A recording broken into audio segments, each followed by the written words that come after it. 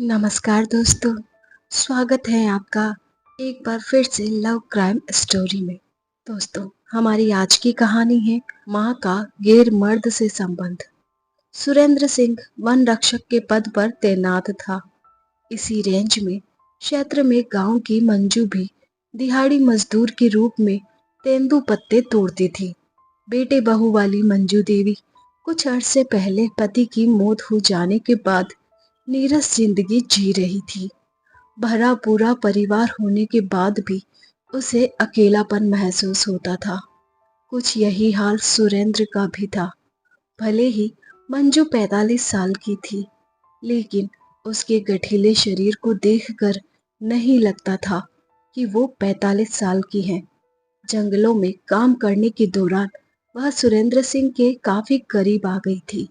इसमें सहायक बना जंगलों का एकांत, जहाँ कोई रोकने टोकने वाला नहीं था। दोनों में नजदीकियां बढ़ी तो दिलों के साथ देह का भी मिलन होते देर नहीं लगी। दोनों का दैहिक मिलन हुआ तो अक्सर जंगल में ही उनका खाना पीना भी होने लगा था।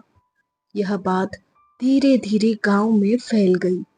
गांव वालों के जरिए यह बात मंजू के बेटे कमलेश के कानों तक भी पहुंच गई। पहले तो उसे इस पर विश्वास नहीं हुआ कि उसकी माँ ऐसा कर सकती है, लेकिन बाद में कमलेश ने अपनी माँ के बारे में उड़ रही अफवाहों पर ध्यान देना शुरू किया तो कानों सुनी बातों में उसे सच्चाई नजर आने लगी। माँ की वजह से पूरे गांव में परिवार की बदनामी हो रही थी। कमलेश ने इस बारे में माँ को समझाने की कोशिश की, पर वह नहीं मानी। तो कमलेश ने एक योजना बना ली। अपनी और परिवार की इज्जत का वास्ता देते हुए उसने अपनी बहन के ससुर महेंद्र को भी अपनी योजना में शामिल कर लिया। महेंद्र एक गांव में रहते थे। योजना के मुताबिक कमलेश ने जंगल में बहन के ससुर के साथ मिलकर दावत के बहाने अपनी माँ के अलावा सुरेंद्र सिंह को भी बुला लिया। अपनी माँ से कमलेश ने मछली पकवाई। वह शराब पहले से ही ले आया था। कमलेश की माँ भी शराब पीती थी। महेंद्र ने अपनी समधिन मंजू और उसके प्रेमी सुरेंद्र को खूब शराब पिलवाई, जबकि खुद कम पी। मंजू और सुरेंद्र जब नशे में हो गए तो सुरेंद्र नाले के किनारे बरगद के पेड़ के नीचे लेट गया।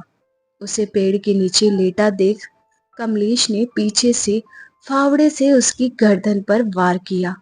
एक ही वार में उसका काम तमाम हो गया। उसकी चीख सुनकर मंजू वहां से चिल्लाते हुए जान बचाने की गरज से भागने को हुई तो कमलेश और महेंद्र ने उसे पकड़कर गिरा दिया। फिर फावड़े से प्रहार करके उसे भी मौत के घाट उतार दिया।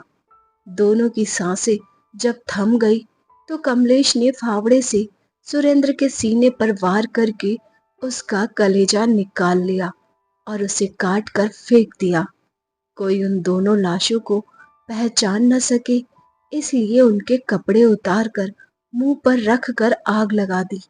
हत्या करने के बाद दोनों शव वही नाले में फेंक दिए। सुरेंद्र की साइकिल तथा हत्या में प्रयुक्त दोनों फावड़े कुछ दूर पर झाड़ियों में छिपाकर वे दोनों वहां से भाग निकले।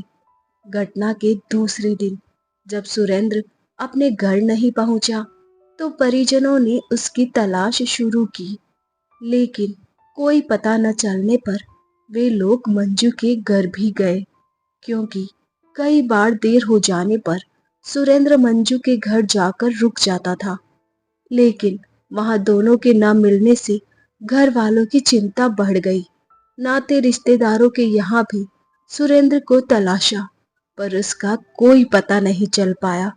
तो घर वाले थाने में जाकर उसकी गुमशुदगी लिखवाने वाले ही थे कि नाले में लाश मिलने की खबर पाकर सुरेंद्र का भतीजा संजय वहां पहुंच गया।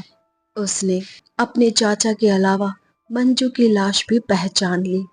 पुलिस ने महेंद्र को गिरफ्तार करने के बाद उसे पुलिस लाइन में प्रेस कॉन्फ्रेंस करके मीडिया के समक्ष पेश किया।